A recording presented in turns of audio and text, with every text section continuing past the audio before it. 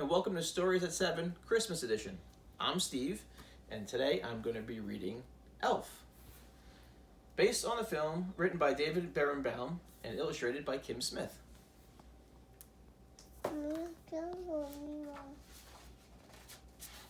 This is the story of how Buddy the Elf saved Christmas. It was a story that begins many years ago. One Christmas Eve, Santa Claus slid down the chimney of an orphanage with his sack full of toys. While he was eating some cookies the children had left out for him, a little baby crawled into his sack. On Christmas morning, Santa and his elves were celebrating another successful year of gift giving when they heard a strange noise coming from the toy sack. One of the older elves adopted the baby and named him Buddy.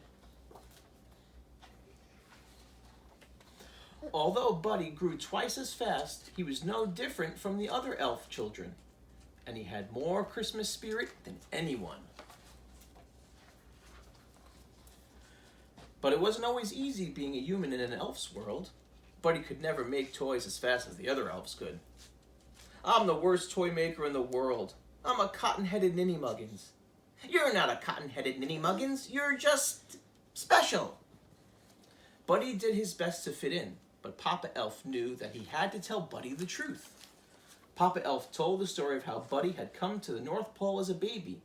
His human father, Walter, never knew that Buddy was born. Walter lived in a magical place called New York City with his family. But that wasn't all. Santa had one more surprising thing to tell Buddy. "Your father, he's on the naughty list."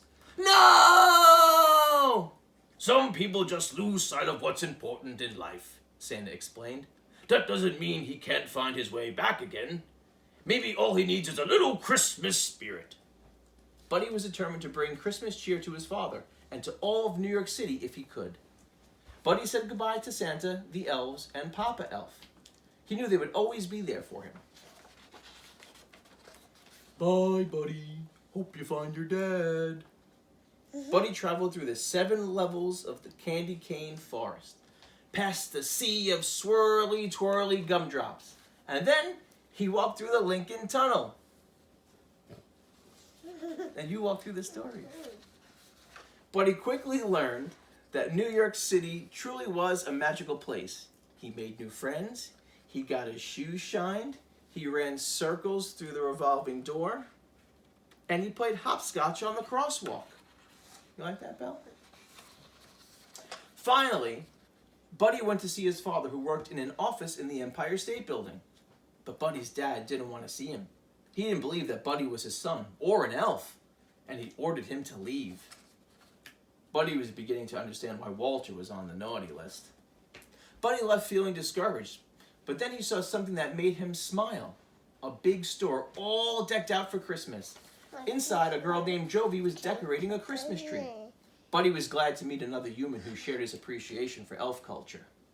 Jovi told him that Santa would be visiting the store the next day. Buddy was so excited to see Santa again.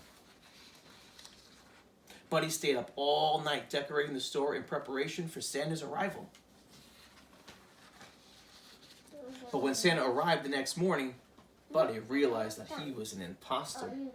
"You smell like beef and cheese. You're not the real Santa. You sit on a throne of lies." Buddy ripped off the fake Santa's beard, and all the children screamed. He caused such a ruckus that the store manager called Buddy's dad to pick him up. Buddy met his dad's wife, Emily, and their son, Michael. They were much friendlier than his dad. At dinner, Buddy told his family about the 4 main food groups that elves eat: candy, candy canes, candy corns, and syrup. Buddy had a whole list of things that he wanted to do with his dad. But Buddy's dad didn't want to do any of those things.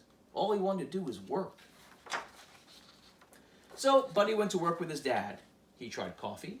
He helped answer the phones. "Buddy the Elf, what's your favorite color?" And he sorted packages in the shiny mailroom. Buddy hadn't forgotten about Jovi, the girl from the store. On Christmas Eve, they skipped down the sidewalk together. He showed her a sparkly Christmas tree in a shop window. And Jovi showed Buddy the biggest tree in all of New York City. Buddy was so excited that he interrupted a big meeting at his dad's office to tell him about Jovi. I'm in love, and I don't care who knows it. But Buddy's dad didn't want to be interrupted. Get out! Buddy was so upset that he decided to run away, and he left a note behind. I'm sorry I ruined your lives, and I crammed 11 cookies into the VCR. I don't belong here. I don't belong anywhere. I'll never forget you. Love, Buddy. When Michael told his dad that Buddy was missing, Walter felt sorry for yelling at him, and he knew what he had to do. Walter's boss didn't want him to leave the meeting, but Walter said that nothing was more important than finding his son. Buddy was on his way out of the city, but then he saw something strange overhead. It was Santa's sleigh. It was falling from the sky. Buddy found Santa in Central Park. My sleigh can't fly without Christmas spirit, and there's no Christmas spirit anymore, Santa explained. I need an elf's help. But Santa, I'm not an elf.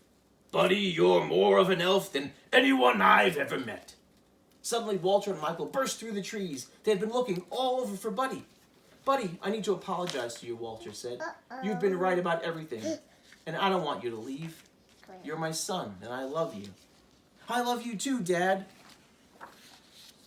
While Buddy helped Santa fix the sleigh, Walter and Michael joined Emily and Jovi in the crowd outside Central Park. They needed to help people find their Christmas spirit. Jovi remembered something that Buddy told her. The best way to spread Christmas cheer is singing loud for all to hear. One by one, everyone began to sing. It's working, Buddy exclaimed. Everyone except Walter. Dad, you have to sing. Finally, Walter joined in. Santa Claus is coming to town. Just in the nick of time, Santa's sleigh soared into the sky. There was so much Christmas spirit in the air that the sleigh flew all the way to the top of the Empire State Building. The next day was Christmas.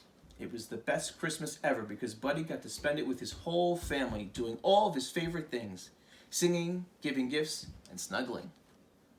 And that's the story of how, with a little help, Buddy the Elf managed to save Christmas, and his spirit saved a lot of other people too. The end. Done. Well, I hope you guys liked that story, and tune in tomorrow night at 7 for another story. Merry Christmas!